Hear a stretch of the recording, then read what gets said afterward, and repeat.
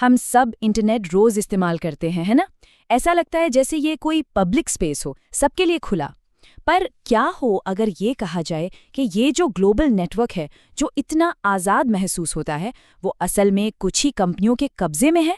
इस पड़ताल में हम इसी हैरान करने वाली कहानी को जानेंगे कि कैसे एक पब्लिक प्रोजेक्ट प्राइवेट मुनाफे में बदल गया और इसका हम सब पर क्या असर पड़ता है। तो सबसे बड़ा सवाल यही है, आखिर इंटरनेट का मालिक है कौन? पहली नज़र में लगता है कि कोई भी नहीं, ये तो हवा की तरह है, सबके लिए है। पर सच कहूं तो ये एक बहुत बड़ा वहम है। असलियत तो ये है कि इसका जवाब काफी उलझा हुआ है। और ये कहानी है ताकत की, पैसे की और उन बड़े फैसलों की जिन्होंने हमारी आज की डिजिटल दुनिया को बनाया है। जरा इस पर नजर डालिए। एक तरफ तो ये क्लाउड का आइडिया है, मतलब सब कुछ हवा में है, कुछ दिखता नहीं।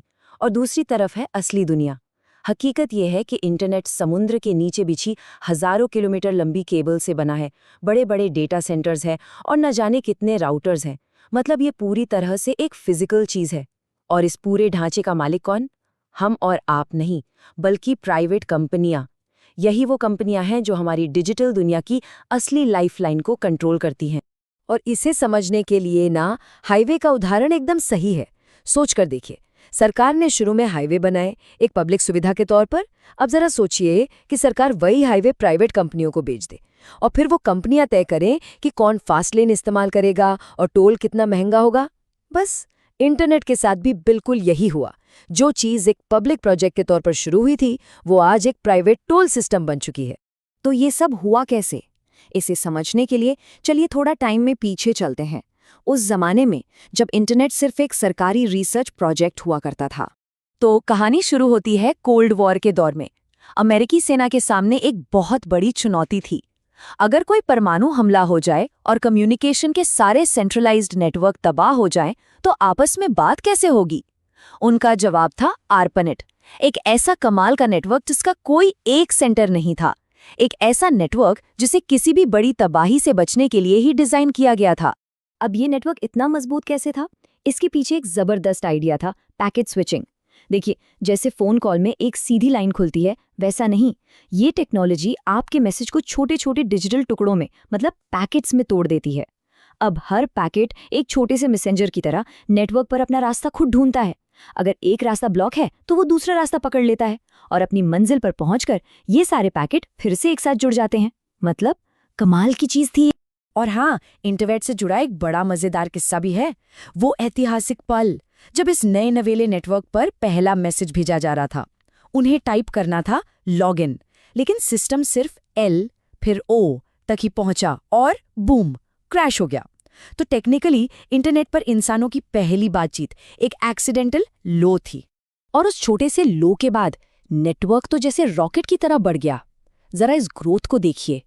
सिर्फ 4 कंप्यूटरों से शुरुआत हुई और एक दशक के अंदर अंदर 200 से ज्यादा कंप्यूटर जुड़ गए, वो भी अलग अलग महाद्वीपों पर। ये आइडिया इतना जबरदस्त था कि इसे कोई रोक ही नहीं सकता था। फिर आए 80s और नेशनल साइंस फाउंडेशन यानी NSF ने जिम्मेदारी संभाली और बनाया NSF नेट। ये ARPANET से भी ज्यादा तेज था और इसका मेन काम था यूनिवर्सिटीज और रिसर्च सेंटर्स को जोड़ना। और बस यहीं से निजीकरण की कहानी के लिए स्टेज तैयार हो गया। और यहीं से हमारी कहानी में एक बहुत बड़ा मोड़ आता है। ये जो पब्लिक प्रॉपर्टी थी, जो टैक्स के पैसों से बनी थी, वो आखिर प्राइवेट मुनाफे का इंजन कैसे बन गई? देखिए, ये कोई एक रात में नहीं हुआ। ये एक सोची समझी प्लानिंग थी, जिसे द ग्रेट हैंडओवर भी कहा जाता है।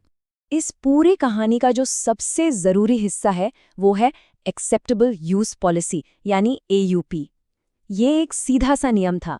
क्योंकि NSF नेट सरकारी पैसों से चलता था, इसलिए उस पर किसी भी तरह का कमर्शियल काम करना मना था। मतलब ना तो कुछ बेचा जा सकता था, ना ही कोई एडवर्टाइजिंग हो सकती थी।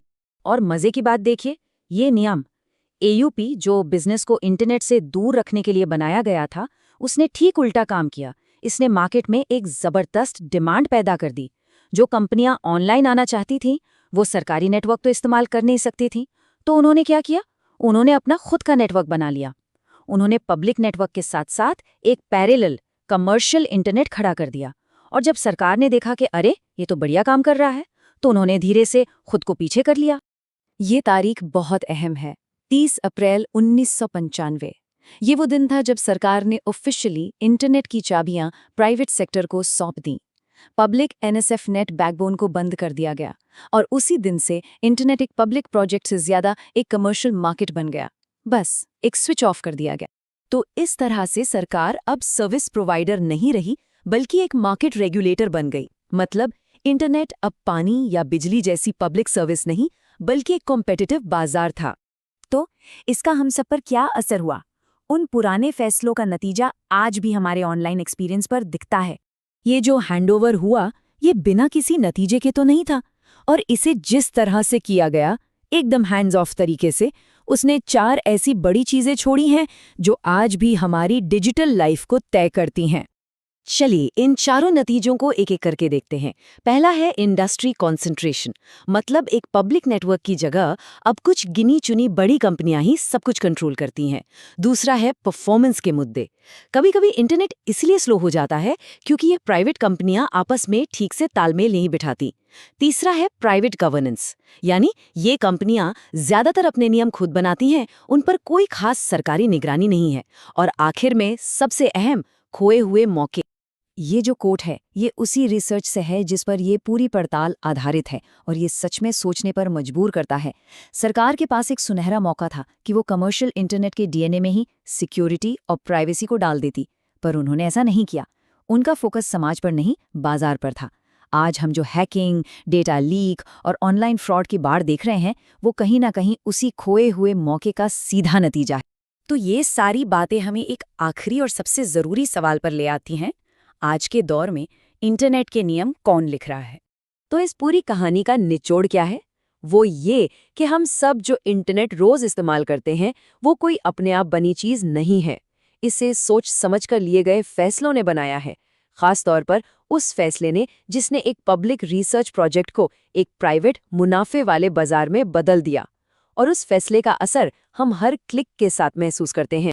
और ये हमें भविष्य के एक बहुत ही बुनियादी सवाल पर लाकर खड़ा कर देता है। देखिए, हम पानी और बिजली को जरूरी पब्लिक सर्विस मानते हैं, है ना, जिनके बिना आज की जिंदगी चल ही नहीं सकती। तो क्या अब वक्त नहीं आ गया है कि हम इंटरनेट की बैकबोन को, वो ढांचा जिस पर हमारी पूरी सोसाइटी टिकी है, उसे भी उसी नजर से देखें? इस सवाल का जवाब जो भी हो, वही इंटरनेट की कहानी का अगला चैप्टर लिखेगा।